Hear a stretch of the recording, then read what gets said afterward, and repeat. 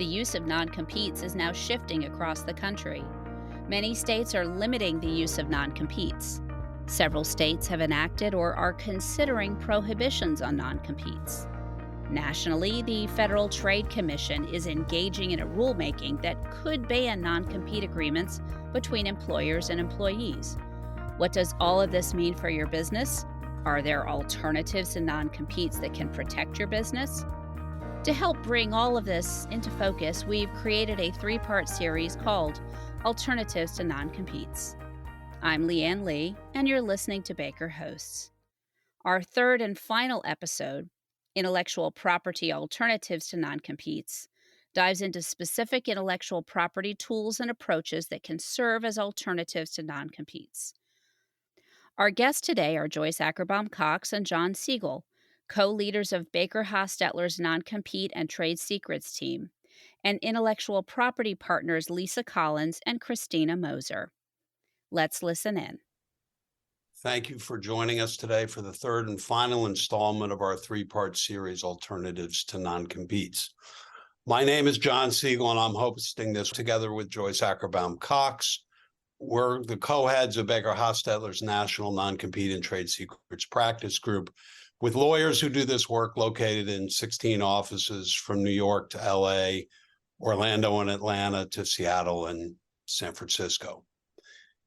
Today, we're going to discuss intellectual property alternatives to non-competes. Our panelists are Lisa Collins, the leader of BakerHostetler's Atlanta intellectual property practice, and Christina Moser, a Cleveland-based intellectual property partner. Joyce, why don't you kick things off? Thank you, John. And we are very happy to have Lisa Collins and Christina Moser here with us to answer some questions. I'll start with you, Lisa. As an IP practitioner, what framework do you employ when drafting NDAs or confidentiality agreements from a transactional perspective? Thank you, Joyce. So I'll answer this from a transactional perspective, and then I'll flip it to Christina to answer from a litigation perspective. So from an IP perspective, you want to make sure you understand the scope and purpose of the agreements. So with that, you want to make sure you understand what is confidential, what is trade secret, and what is proprietary information, and you want to define these terms. So within your NDAs or confidentiality agreements, you want to make sure that all 3 of those terms are defined. You also want to make sure you define who has access to the information and for what permitted purpose. And so you put that clearly within your agreement so everybody knows kind of what the definitions are of the terms and how you can access them and how you're permitted to use them. You also want to define limited disclosure, when it is permissible in some instances and how it is permissible. So for an example, let's say you are creating a product and you have to work with a manufacturing company to create that product. So in the NDA with them, you want to make sure you're very clear on the permitted use that they can have to your trade secrets or confidential information to create that product for you. From an IP perspective, sometimes you'll have a joint venture or you'll have a collaboration with others, and you want to make sure that ownership is clearly defined because that's something that's very important from the IP perspective. So you want to make sure who owns the trade secret and which trade secret is owned by which part of the collaboration, who has access to the trade secrets or confidential information. And additionally, if something is created from it, like a derivative work, you want to make sure that you also understand who has ownership and access and use of that derivative work and how that derivative work can be used. You want to make sure you understand the end goal of the collaboration in a joint venture, how confidential information is handled. Is it going to be in perpetuity, like forever, or essentially would it be when the joint venture is over? And sometimes you have to have it in one versus the other, and you want to make sure that you've thought of those scenarios. Because sometimes there could be changing circumstances which you would need to disclose a trade secret, which is no longer a trade secret in essence if it's become an industry norm, but you want to make sure that you have that documented properly. Thirdly, you want to examine the appropriate standard of care with trade secrets or highly confidential information.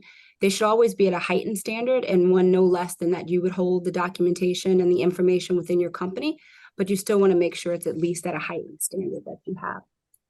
You want to be clear to review the representations and warranties and ensure that they're right-sized. So not all deals are the same. And so you want to make sure that they're right size and fit for this appropriate instance. You want to look at the notice language within the contract, and you want to pay attention to the DTSA. And so make sure that you know whether or not you need to include the whistleblower retaliation claimant protections within your non-disclosure or confidentiality agreements. You want to create protocols to comply with non-disclosure and confidentiality agreements if you don't have them. And if you do have them, you want to make sure that you're enforcing them and that there are appropriate measures being in place. You should consider establishing an identification process so that you can flag in advance any particular trade secrets that are very highly confidential. And these are the ones that if they're accessed, they have unauthorized access to them, they might require a seizure order. And so those you want to make sure you flag so that it's easier from a litigation standpoint, as Christina will talk about in a minute, that you're aware of those in advance. You want to make sure you have procedures in place and within your agreements to handle breaches. If there's any breaches of the confidential information, if it's disclosed, if it's an unauthorized disclosure, you want to understand how to handle that. And not all disclosures are the same. So if it's an internal disclosure where somebody that had access to it is an employee of the company, but it stayed within it, it was just a breach because they shouldn't have accessed it. It's different than if it's disseminated to the public. And so you want to make sure that you have different scenarios. And then lastly, if you're in a company where international theft is a concern, you want to be sure that you monitor the biannual reports from the Attorney General of Congress and the recommendations and educational materials that are generated from that process.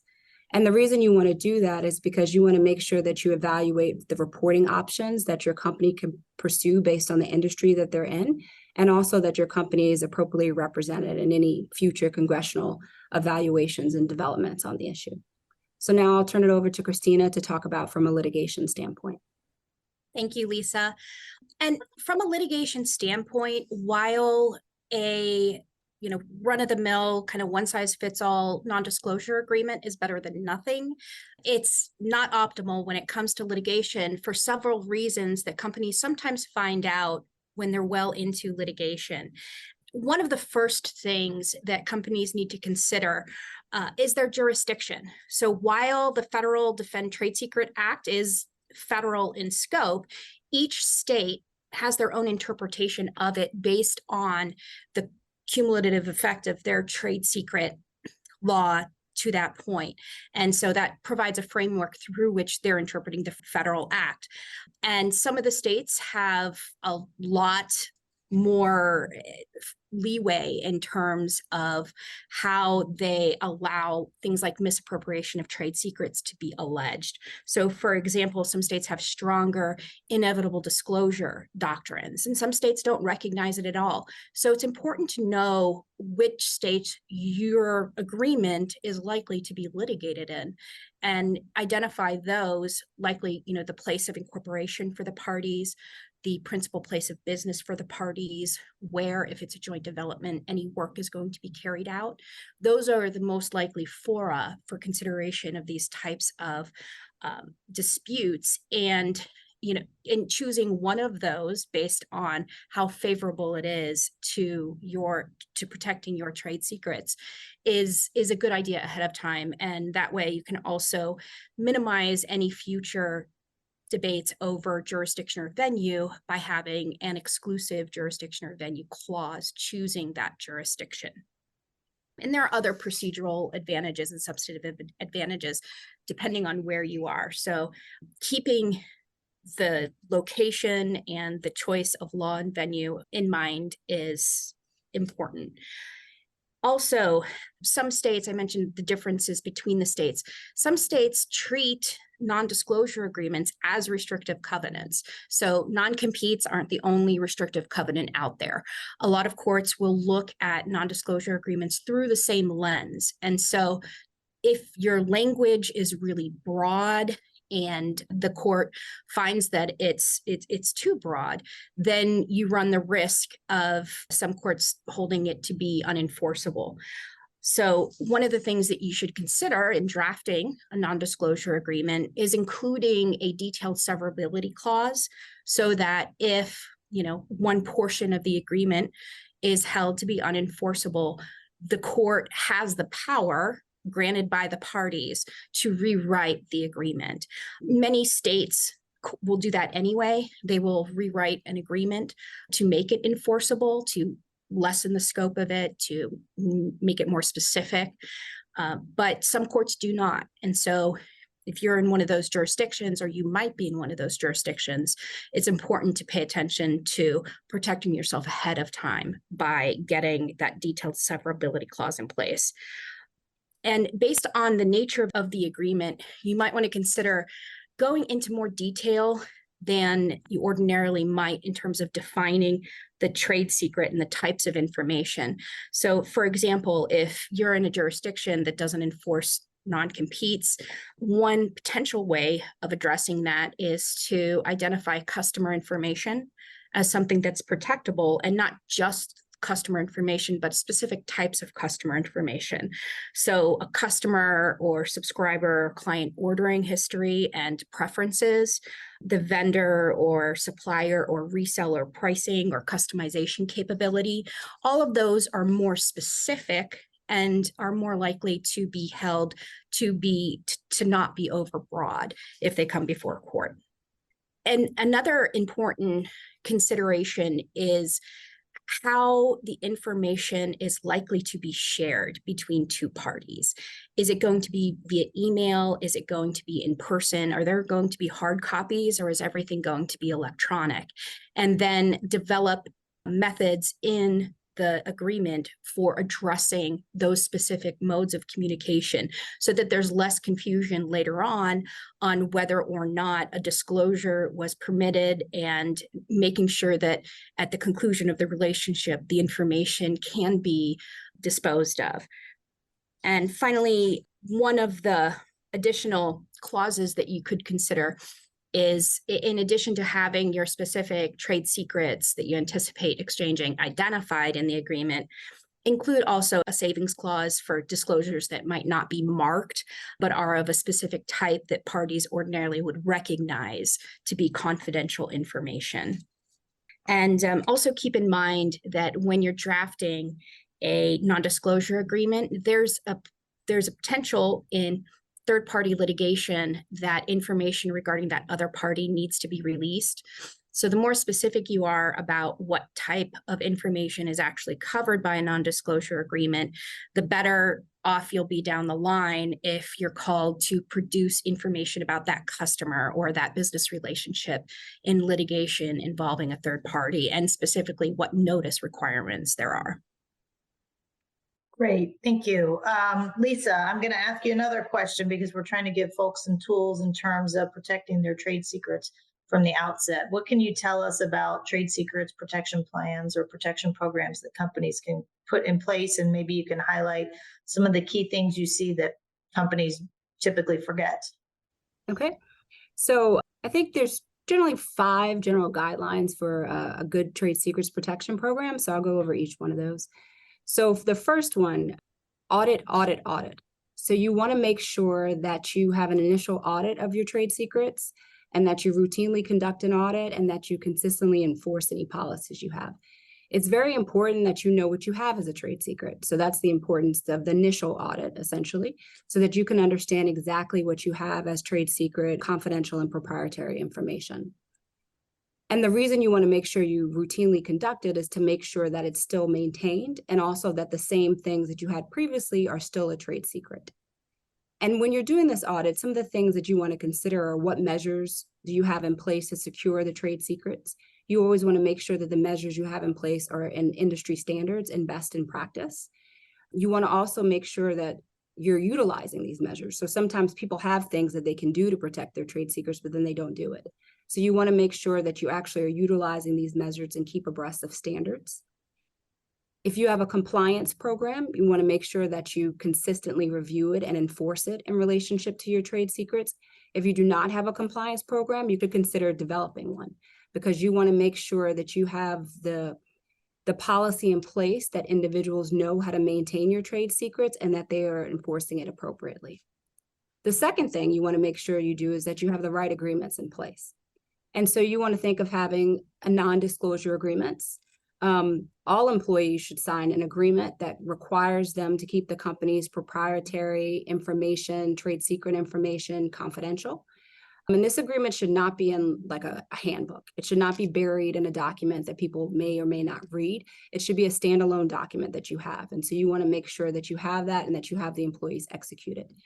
Christina talked a little briefly about non-compete and non-solicitation agreements. For key employees in jurisdictions in which they're still allowed to have them, you want to make sure that you have those, and that you want to make sure that you know the proprietary information that they are allowed to access and then the permitted use that they have, but that they're aware that they can't compete with this information or solicit with it. And John will speak on this a little bit later as well when we talk more in detail about non-competes. And another document that people sometimes don't have, but they should, is a trade secrets policy and restricted access policies.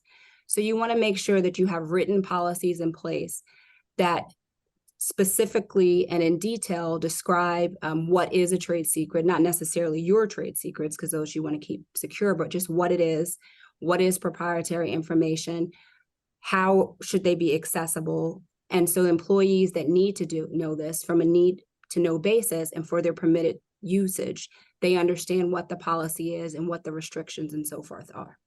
The third thing that you want to do is have employee training. So you want to make sure that your employees know how to handle your proprietary information. And a trade secret policy is really only as effective as the employees that know about the policy and the supervisors or managers who know how to administer the policy appropriately. So you want to teach the supervisors and managers about their roles and responsibilities relating to trade secrets and company confidential information. And you want to educate the employees about that as well.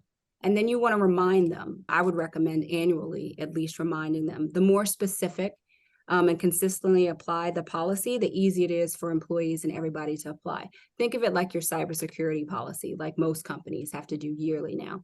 And so you can institute this as part of that yearly procedure and then have them do like a quiz after to make sure that people are aware of these policies and they know how to enforce them and protect them. And for example of this, the importance of this, an employee could post like a social media post about just a routine thing that the employee has done that day. And that could inadvertently disclose sensitive information from the company. So you want to make sure that this doesn't happen so the employees know that this is something they shouldn't be doing. The fourth thing you want to think of is your IT, right? So you want to make sure that you have the necessary IT infrastructure to protect your proprietary information in place. You want to make sure that you have software installed that monitors sensitive information and that provides alerts to improper disclosure of that information. You want to make sure you have the ability to remote wipe and remote lock any capabilities within the system so that if something happens, that there's a breach, you can address it pretty immediately and effectively.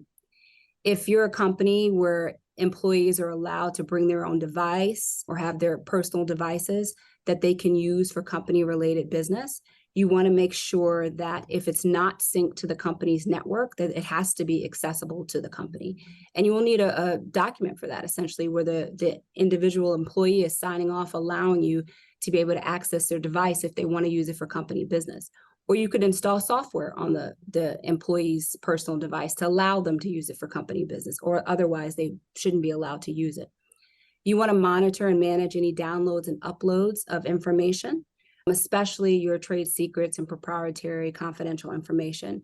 You want to limit use of portable storage devices, and then you want to track utilization of employees for utilizing this information to make sure it's authorized access and it's just for the permitted purpose. And you especially want to do this with any outgoing employees. And so the fifth step is you want to have a detailed employee exit plan strategy. So companies should be conducting exit interviews of all their employees, and you should use part of the exit interviews to talk about the trade secrets and the confidential information and making sure that the departing employee is aware of their obligations with respect to those. You can also use this as an opportunity to understand where the employee is going next, and if they're going to a competitor and say they're in the sales department within your business and they're going that to a competitor, you want to make sure with heightened awareness what they are and are not taking with them, and to pay attention to that. And so these are just some of the steps that you can take to establish a successful trade secret program. So we're moving towards a discussion at the end here about trade secrets litigation as an alternative, sort of the ultimate fallback alternative to non-compete. And Christina, if the measures that Lisa's outlined aren't in place, or there's some other problem and you're in a situation where a client is headed towards litigation or thinks there may be litigation, what are the measures you recommend to protect the company's trade secrets in that process? So the first step is to preserve. If you have an employee going to a competitor, preserve their electronic device and the metadata associated with it that'll show what they accessed when and what they did with it, if it was exported or printed or anything like that. Also, when litigation is on the horizon, some of the issues we discussed earlier come into play. For example, having an exclusive jurisdiction or venue clause, but in the absence of that clause, choosing the most favorable jurisdiction and venue and being able to defend that choice is critical. As mentioned, states have different approaches to inevitable disclosure, also to what reasonable measures are in order to protect your trade secrets and maintain protection of the trade secret. It's also important, and if you've already done the audit that Lisa talked about, you would have this, but it's important to be able to articulate what your trade secrets are. Because if you get involved in litigation, you're going to have to disclose them. First of all, have a public, viewable version of your trade secret, a way in which to describe it that's suitable for public consumption. And then you'll also need to have a confidential version of what that trade secret is in order to be able to conduct discovery. Some states have early disclosure requirements where prior to discovery, a party has to identify with specificity what their trade secret is. So having that description before you file is important. Also, do your diligence. Make sure that the information has a history of being protected and is not readily publicly ascertainable. If so, then a lot of trade secret statutes have an attorney's fees provision. So if you bring, a misappropriation claim and the court finds that it wasn't well founded from the beginning, then that could open you up to attorney's fees and costs. One other thing is that you want to take any opportunity that you can to notify relevant third parties that might have metadata that's relevant to prove access or transmission of trade secrets, like communication platforms, of the pending litigation for preservation purposes, and then subpoena those records and get them as soon as possible. You'll also want to, and this is probably further up on the list after you make sure everything's preserved, to provide notice to any new employer of the unauthorized disclosure, or if it's a former business relationship, notify your former business partner of what you believe to be the unauthorized disclosure. And what this does is kind of puts a placeholder in time beyond which the other party can't say, well, we weren't aware that the disclosure was unauthorized. You're putting them on notice that it is unauthorized. And finally, before you get into litigation, it's important that you understand the potentially broad scope of discovery that you as the trade secret holder will have to engage in, because you're, having to prove, first of all, what your trade secret is, and then second, that it hasn't been publicly disclosed and that it's been appropriately protected. And so that can lead to fairly wide-ranging discovery requests and response obligations.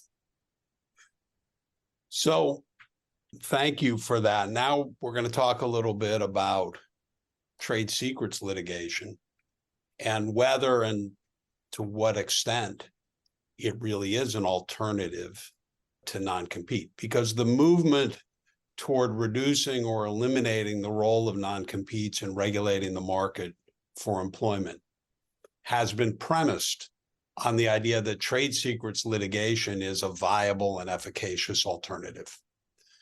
This whole thing started basically in 2016 with the adoption of the Defend Trade Secrets Act, overwhelmingly passed by Congress in the fall of 2016, perhaps the last genuinely nonpartisan consensus legislation, maybe in American history, the way it seems. But parallel with that congressional action was a White House and Treasury effort through policy papers, white papers, advocating for states to cut back or eliminate the use of non-competes. And the idea was, we have federal protection for trade secrets, so why do we need non-competes now?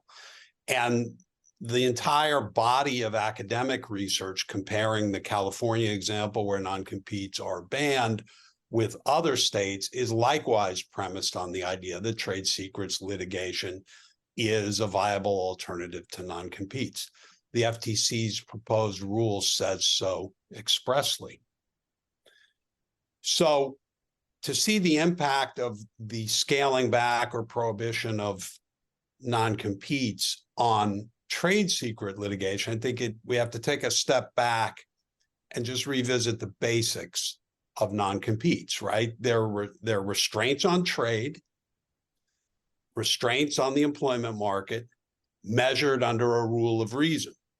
And in every state, in every jurisdiction, to enforce a non-compete, the party seeking to enforce has to establish that it has a legitimate protectable interest that deserves protection through the restrictive covenant.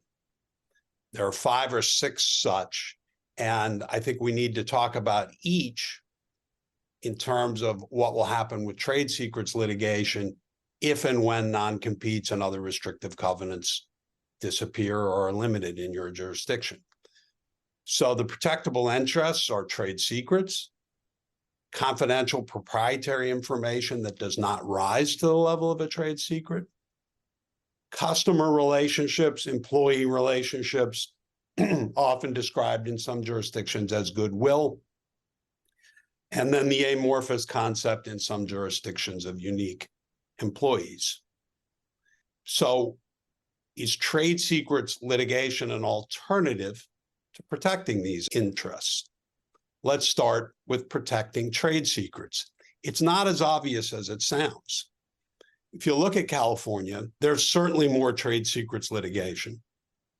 But is that because of the prevalence of the technology industry there? Is that because of the legal prohibition against non-compete and non-solicitation provisions, or both? Hard to say. Certainly one thing we could say definitely, looking at California and looking at other states where non-competes get limited, or nationally if it happens, is far more of this litigation goes to federal court now because of the DTSA. But there are other unintended consequences. For instance, California is where the Justice Department crackdown on no hire agreements between competitors began as well. So that too may be an ancillary consequence of the elimination of non-competes. Is it harder to protect trade secrets when there is no non-compete? Theoretically, it ought to be the same, right? It's the same injunction standards. Is there a likelihood of success of establishing that there's a trade secret? Is there irreparable injury absent an injunction? What's the balance of equities or public interests? But the reality, I think, is that non-competes are an interim, quicker solution that gives a court another likelihood of success. Not just is there a trade secret, but is there a breach of the non-compete contract? So is there a higher bar for a trade secrets injunction than a non-compete injunction that's based on protecting trade secrets? I would say yes, at least when the trade secrets involved are not technology-based. Now, Lisa alluded to this in her drafting guidelines. What are non-technology, non-trade secrets that are protected by non-competes and other restrictive covenants? I think if we were all in a room and everybody who practices in this area, we could have a great theological discussion about whether there actually is confidential, proprietary, non-trade secret information. One thing is for sure is that you need to think very specifically about that with respect to your business And we'd be glad to discuss that with you, because if you can't protect it as a trade secret, you have to have a very clear and specific showing that it's a confidential proprietary information and that deserves another form of protection. But absent restrictive covenants, you're going to have to get to the trade secret level. Now, customer relationships, customer lists, sure, there are times when those rise to the level of a trade secret. You could bring a trade secrets litigation claim to protect a stolen customer list in the old days. Perhaps sometimes we've all tried it, bringing claims based on contract terms or customer preferences or other insider knowledge of the customer relationship, but those have always been hard. There's always been the defense that customers are perfectly able to disclose to competitors their preferences or their contract terms. So is that really a trade secret? But what about the relationships themselves? So much of restrictive covenant practice and the use of restrictive covenants is for the protection of relationships. Look, go industry by industry. Private banking and securities brokering, investment banking, professional services and consulting, insurance brokerage, real estate brokerage, physicians, the doctor-patient relations. These are the industries, other than technology, that have the most non-compete and restrictive covenant litigation. And absent non-competes and restrictive covenants, it's going to be the rare exception that those types of relationships are protectable as trade secrets. Employee relationships, even harder. So how do you guard against lift-outs without restrictive covenants? That's going to be a super huge change in HR and in the way that companies approach these issues.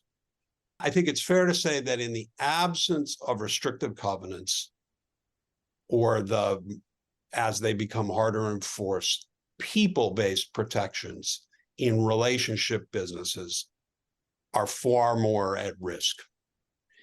And that's why we've done this series, and that's where this discussion comes into play.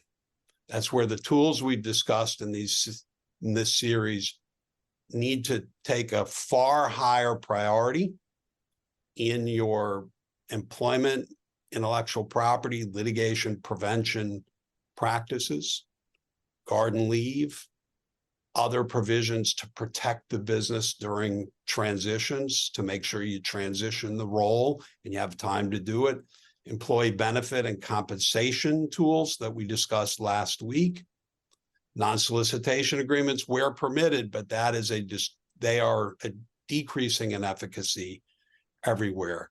And obviously, as Lisa and Christina have outlined today, a real deep focus on trade secrets protection programs. In the end, I think you're going to have to be prepared for harder litigation decisions if the decision is trade secret litigation versus non-compete or restrictive covenant litigation. Whether to bring a trade secret claim at all is often a harder decision. As Christina pointed out, there are attorney's fees provisions, et cetera. You have to be prepared to pay the expense if you're going to bring a trade secret litigation. They are far costlier in the long run in general than restrictive covenant litigation. The commitment to litigation in a trade secret claim has a longer time frame often than in a restrictive covenant litigation. And I'm certain that as this process plays out, there will be more damages litigation than there was non-compete and restrictive covenant litigation that so often ended at the TRO and preliminary injunction phase.